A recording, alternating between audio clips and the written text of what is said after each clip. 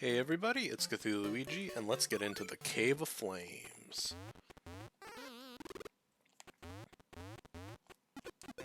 Sorry, I forgot to say that was Wario Land 3. That might have not been clear. Anyway, this is a fun little level. Kind of labyrinthine. There's a mysterious little bomb here. Perhaps a visit from Wario's friend Bomberman, as made famous by Wario Blast, is in store for us. Okay, there's the chest. I think the key is back here. Oh, I think this is the one where if you have bad luck, you can be like on the same plane as the... Yep. Same plane as the fire blocks and not clear them out. Can I get eyes on the... Okay, the key is... You might need to go through that fire puzzle to get to a slope to roll through that, but I am gonna just check over here real quick. Yeah, that appears to be the case. Let me tell you, this game is easier to play when you've just completed it and remember exactly where all the puzzles are. Okay, good. That probably mattered. If I hadn't turned around there, I think I would have been out of luck. Yeah, and of course this level has weird portals, because, like, why wouldn't it have weird portals like this?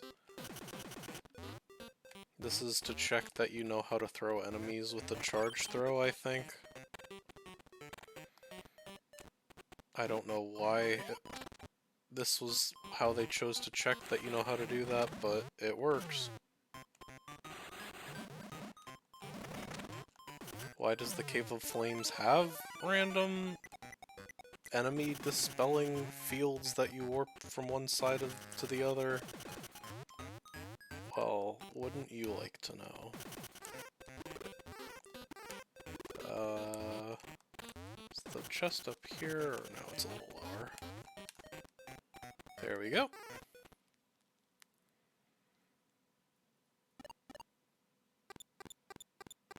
Oh, and I did verify off-screen that the thing that lets you see the most recent item animation does work. I don't think you have to unlock it, or if you do, I already did, but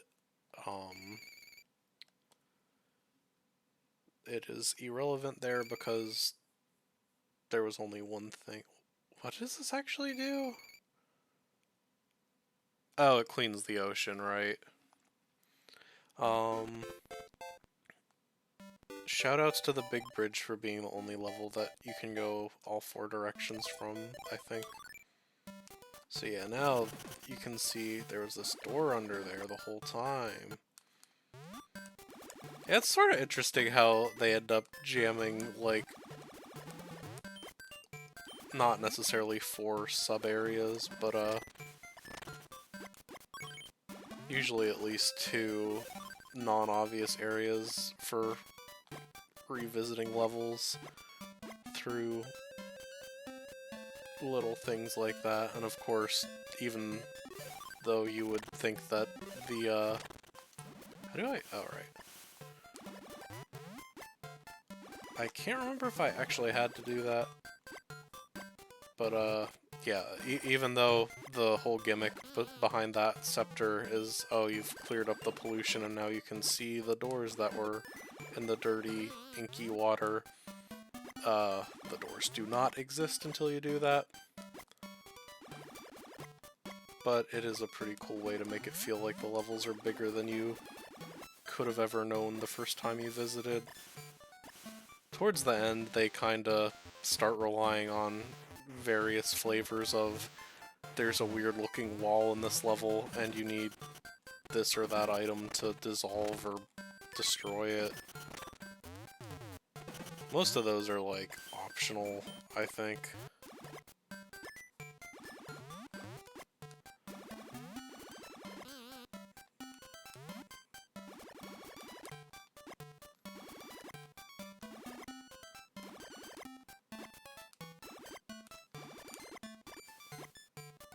Wait, do I? Oh, I need to get the key from that area that I found last time I was in the big bridge, but... Okay, and all that is literally just for that music coin anyway, so oops. Let me know in the comments if you want me to do a all music coin % after I beat the main game. I've done that once before. The final reward is golf, which is really not worth it, but it's still kind of fun to blast through the levels with a fully powered Wario and that kind of objective. Yeah, I always think you need the big ground pound for this area because you need it to get that music coin, but you do not need the music coin to get the key. But yeah, once you get the upgraded ground pound, those spiders will start sliding down when you hit the ground. Pretty cool. Pretty cool. Okie doke. And now, no, the music coin is up there, but I think all we have to do is get to that ladder.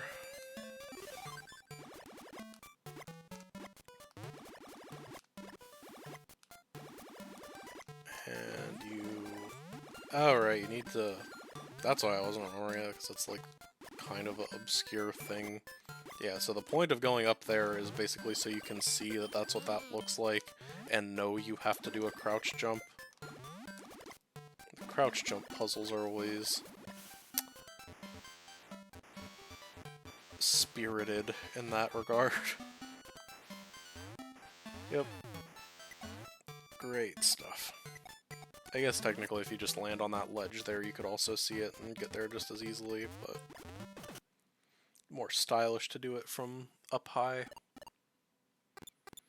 So what do we got in here? Okay. Well, I was just in a cave full of flames, so that fire extinguisher might come in handy. I don't actually know if that's the fire extinguisher. What else? It was, Frigid Sea. I'll do it. Oh wait, it can't be day here, right? That's a whole thing. Nice to be able to kill these guys in one hit. I think everything is just all... Yeah, the chest is right there. Oh, the key's right there. So easy. Or is it? Yeah, this is a fun little sub-area.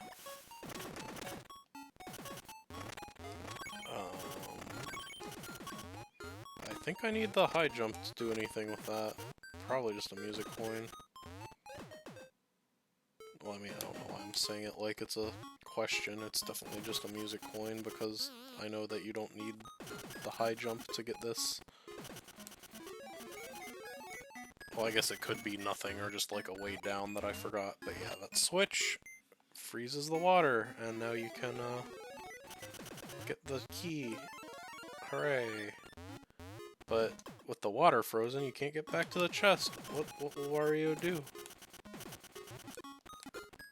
Yeah, this one is basically just like a check to see if you could remember how puzzles work across two screens and not get hit by the bears.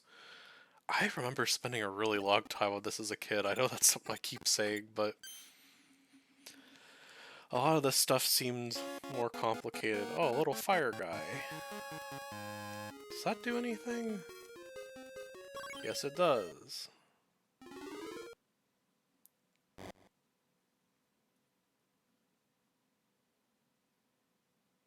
Here we go. Here's the level I said was the most tedious one in the last part.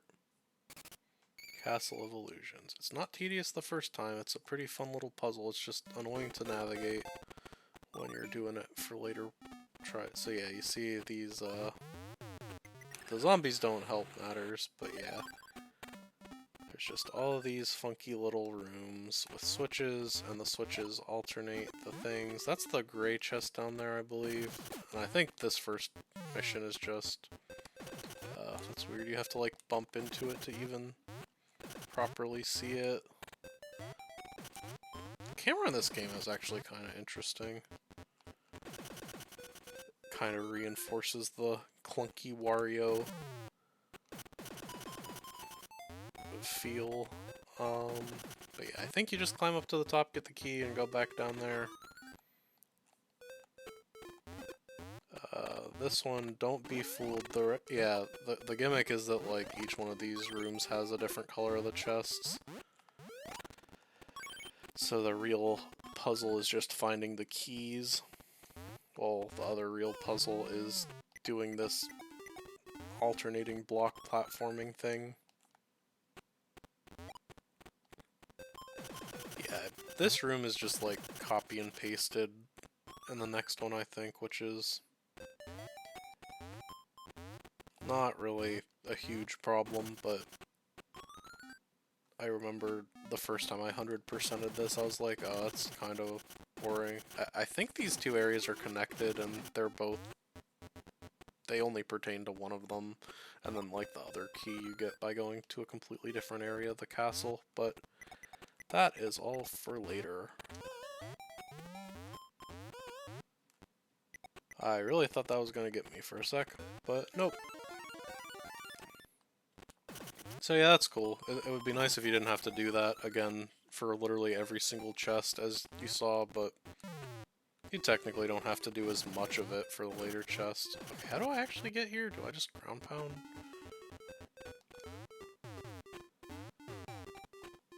I think there's like a way you get the... Yeah, you can drop the boiler down there. I gotta say, these boilers are one of the mechanics of all time. It's always satisfying when you drop them like that. I like the little second to Wile E. Coyote gravity before they plummet.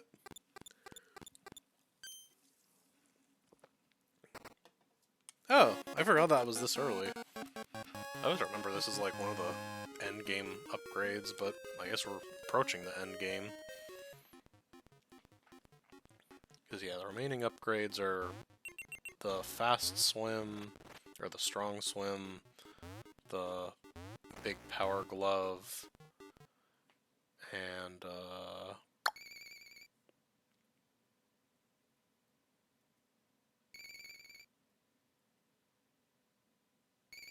it's another tier 2 upgrade to something. I can't remember exactly what.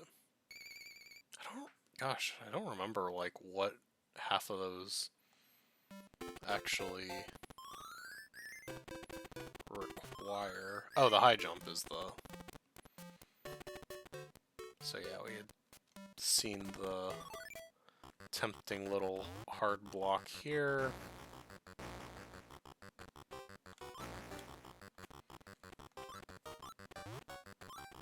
Yeah, it's fun to cause the earthquake every time.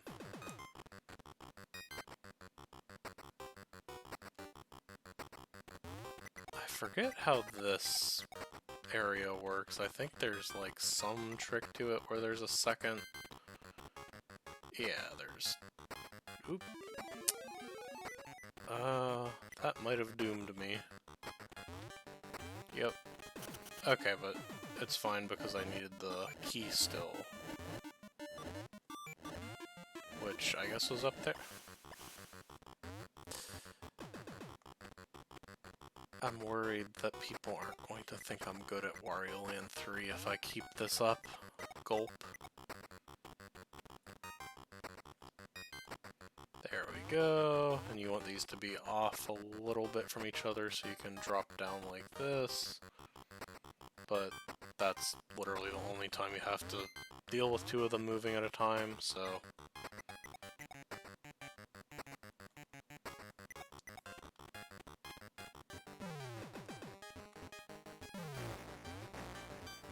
Where is that? Huh.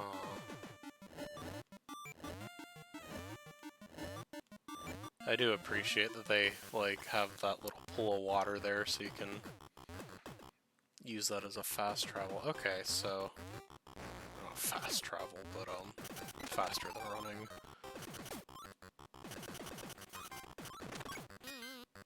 Was this not a level I'm supposed to go to yet?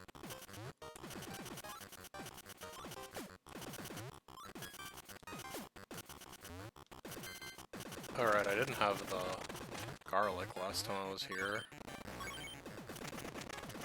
So I can show that off at least. Okay, what was the area up here? Maybe this was the red key, actually. Oh. There you have it, the coins tell all. So the problem is you need that guy up there. You could see that there were more blocks, but by putting him on this ledge, you create, like, a somewhat annoying little challenge, because it is very easy to get wrapped up in the yarn and sent all the way back to the silver chest again. But we've done it.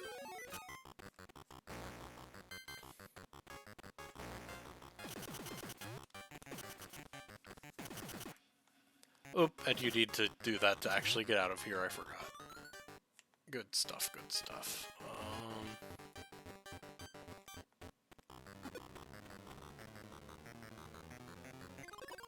Yeah, I don't know, sometimes it's like, you wish the game would telegraph a little more if, like, you just have to go back to one of the previous areas, because so often it is just, like, the power-up or the level progression treasure gimmick is opening an entire new area that is, like, self-contained with the key.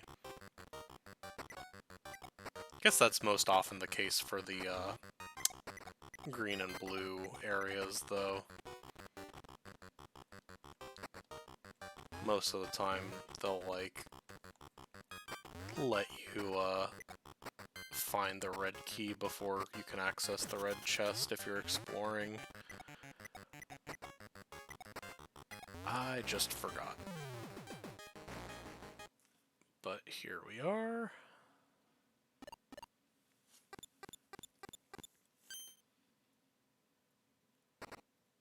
Awesome. Wario has a sword. How come Wario never uses his sword in Smash Brothers? Alright, because there were way too many things in that. Oh, it literally needs to be the last level you did to get the cutscene replay. That's a little annoying. Well, I remember one of them was the town or the peaceful village. I don't remember off the top of my head what. Oh, I actually do remember now what this is. And this is a fun little alternate way you can get up if you have the garlic. And this will be the green one, I think. So you might think that this was the reason you needed the big ground pound, but nope. If you remember, you can actually do that when you are Fat Wario during the day. Here it is. No, actually that's another... Well, it still might be down here. I know it's in the basement of one of the houses.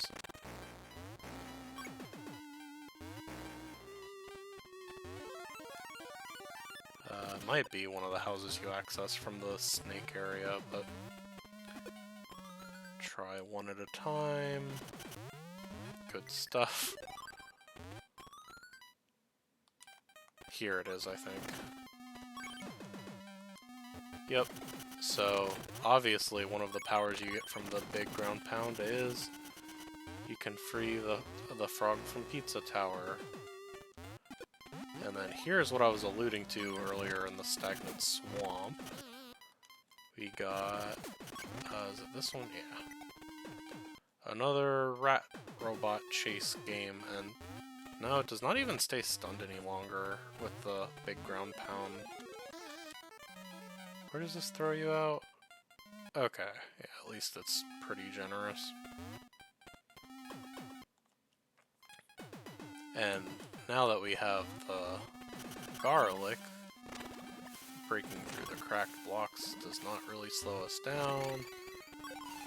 I forgot this was the blue area, so I guess we could go do the green area whenever. That one is like one of the most convoluted areas in the game, I believe. But yep, this is what I was alluding to when I said that the blue and green areas are usually totally self-contained. Ooh, this is a good treasure, though.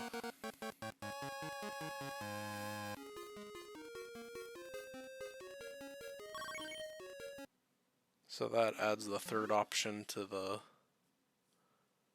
menu here. We can change it between day and night, and I believe that does not let you do that in the East Quadrant yet. I think that's a separate treasure, but... Oh, actually using the fast travel for once. Yeah, see, it's still grayed out there. Alright, trying to remember what else got opened up with the... Oh yeah, Desert Ruins was... I think we can get both of the remaining treasures here. There are 2 left, yeah. Oh yeah, first I'm gonna show off, I think this is where the nighttime one is. No, this is the daytime, but hinting at what might be possible there. Actually, I'm pretty sure that both of the remaining treasures are... maybe it's 2 treasures per day-night door, but now you can go to the nighttime area because Wario's just that strong, and you can break down... Those you might be able to break with a regular ground... No, you can't, because it would have gone all the way through. But yep, now you can go down here. This is one of my favorite areas in the game, actually.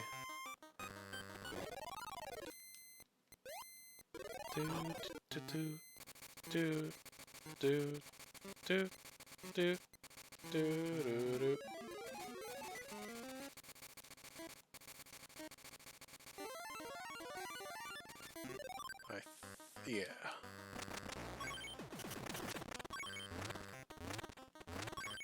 Do you not need to go through that ledge? Oh, you do.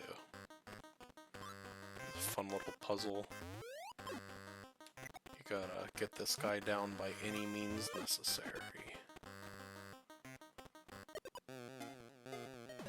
And what does this... This is just the switch to let you go in that upper door, I believe. Yep. Fun little puzzle here. You have to know that you bounce to the side when this ends in the last direction you moved, so if you don't know that and just stay in the middle, you could fall off the edge. I'll demonstrate that because I have nothing better to do. Yeah, so last time I moved I was going to the left, and watch out! This game's unforgiving. Which is a funny thing to say about a game where you can't actually die. And now you have to use the bat to ascend. You can't just use the ladder. Wario's evolved beyond the need for such things.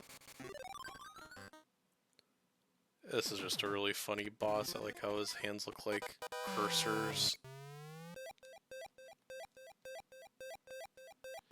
It's important to show off the deaths to the bosses too. That's all. That's the only reason that happened. Pretty easy re-entry though. So yeah, you actually ground pound on him, and he drops this, and that's how you actually hurt him. I'm sure this guy is like really inspirational to a lot of people.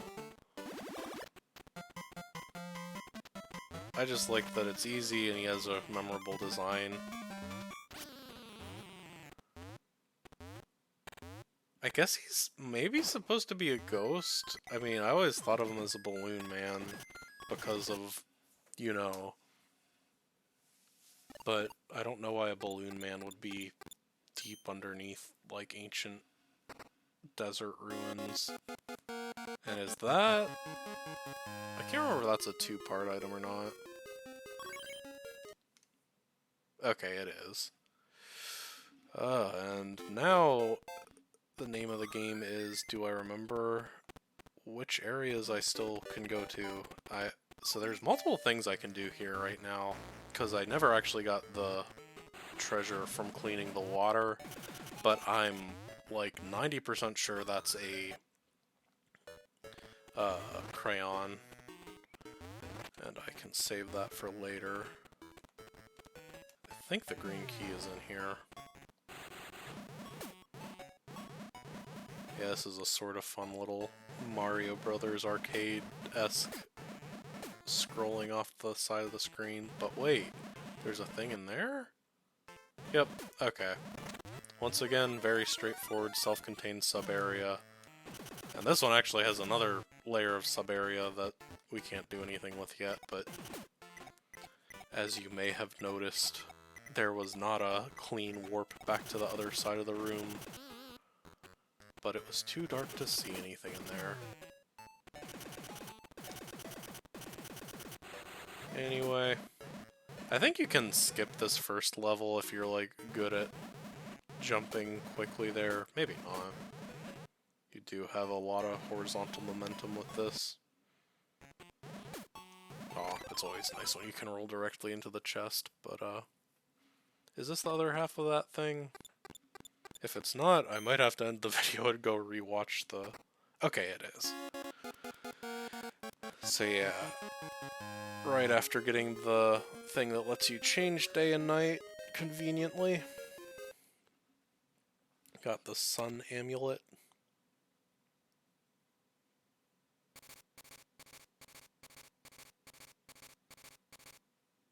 Very elegant way of explaining what happened there. So the thing, I think, like, the first couple times I played this, I, like, didn't really understand what the significance of that was. Like, I thought it just arbitrarily made the owls fall asleep, and then if you revisit those levels at night, the owls will not be asleep. But, like, I don't think it ever occurred to me until, like, my third time playing it, where I was like, oh, I know that you have to do the frigid sea thing during the day where the ice waterfall is thawed, and then I realized that it is always night in this quadrant. And this is the area I was thinking of as the more complex snowman puzzle, and once again we have a little self-contained area. I'm going to stop pointing that out because that is just how the game is structured.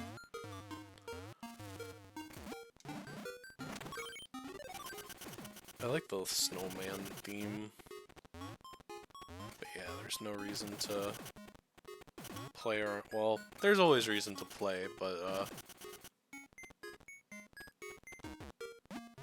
this is how you gotta do it.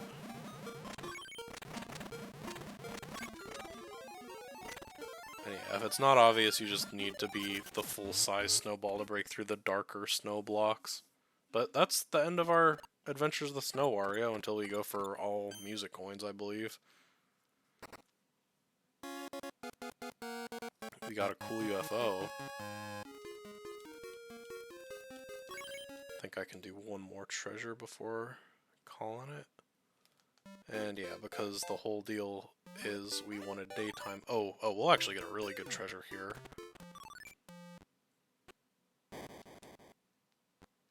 Yep. So the owls are a fun little guy. They basically give you unrestricted flight. I always thought it was really cool to just explore this area above the hole. It's interesting that the walls go all the way up. So, like, even this is just, like, more crater. Okay, this is... There was the bombs in the Cave of Flames that you have to break open, but here the bomb just makes it so this floating platform stops floating and you can enter the door. It's good stuff. But yeah, there's this owl dedicated part, and this is a mechanic they use a few times, and it's probably one of the hardest things to do with the game. It's a little frustrating for getting all the music coins too, because they usually put 1 or 2 music coins at the dead ends in these passages, but okay, that isn't the really long one. There's a really long puzzle where you, like, just have to navigate through. Actually, I think I'm speaking too soon. I think I know where this is going. It's interesting that the sun and moon are back here. I guess this is just to really hammer in that you're doing this at day. I'm not sure if you can get here at night to see the moon. Probably not, because there's, like, a fire block Oh wait, okay, no. I need to stop guessing at things when most of the time it's just another thing from the same level.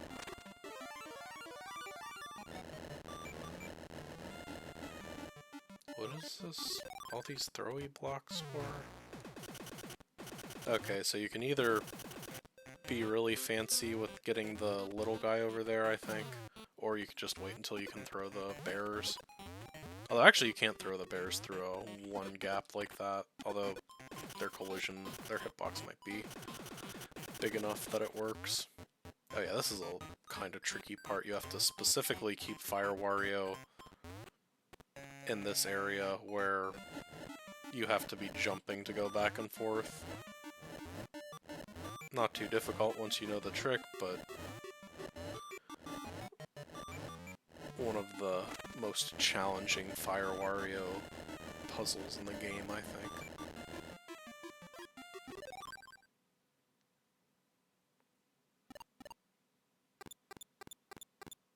Yeah, a lot of my commentary is just gonna boil down to when I was a kid I was worse at video games and I found this hard, but this is an exciting power-up.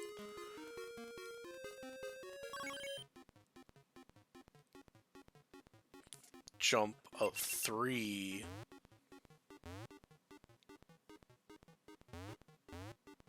Or jump of 2, but counting the enemy as a block. That doesn't do a great job showing that you can get a high jump off of enemies specifically, but yeah, that really opens a lot up. So next time we will go explore with our new high jumpin' Wario powers.